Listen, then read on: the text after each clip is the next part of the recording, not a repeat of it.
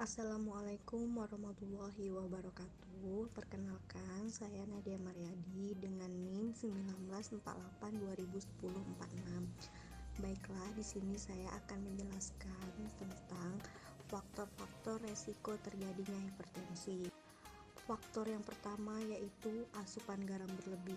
Asupan garam berlebih dapat mengakibatkan retensi natrium pada ginjal, akan meningkatkan volume dalam cairan. Jika volume dalam cairan dalam tubuh meningkat, dapat meningkatkan tekanan preload dalam tubuh yang mengakibatkan terjadinya tekanan darah. Faktor yang kedua yaitu jumlah nefron berkurang, dapat mengakibatkan dua kondisi yaitu retensi natrium ginjal dan penurunan permukaan filtrasi. Nefron yang terdapat di sini yaitu nefron di bagian dalam ginjal. Keadaan ini dapat memicu tekanan darah karena volume cairan meningkat dan keadaan itu dapat meningkatkan preload pada tubuh.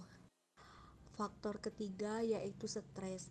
Stres dapat meningkatkan tiga kondisi yang memicu penaikan tekanan darah, yaitu penurunan permukaan filtrasi, aktivitas berlebih pada syaraf, renin-angiotensin berlebih.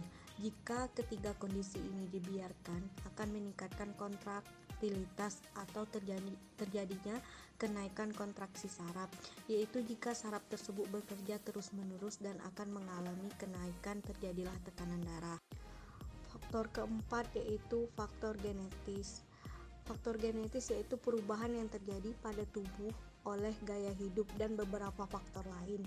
Jika dibiarkan akan dapat mengakibatkan perubahan membran sel di dalam tubuh, karena keadaan ini akan mengakibatkan kontriksi fungsional dan hipertrofi struktural, yaitu di mana keadaan ini akan mengakibatkan pengecilan pembuluh darah di dalam tubuh. Jika terus-menerus akan meningkatkan tahanan perifer. Tahanan perifer ini lama-kelamaan akan meningkatkan tekanan darah, yaitu yang disebut hipertensi. Faktor kelima yaitu obesitas.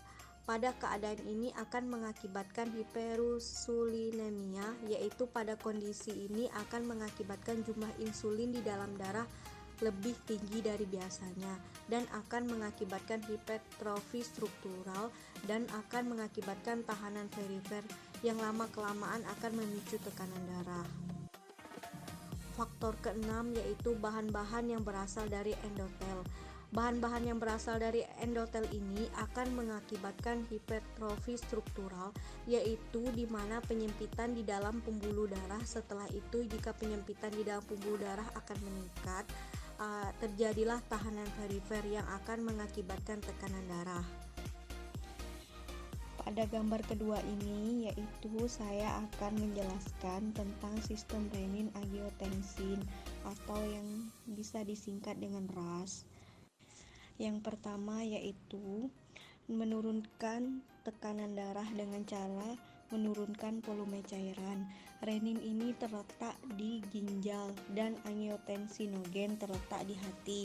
Renin yang ada di ginjal dilepaskan dengan adanya angiotensinogen dan akan berubah menjadi angiotensin 1.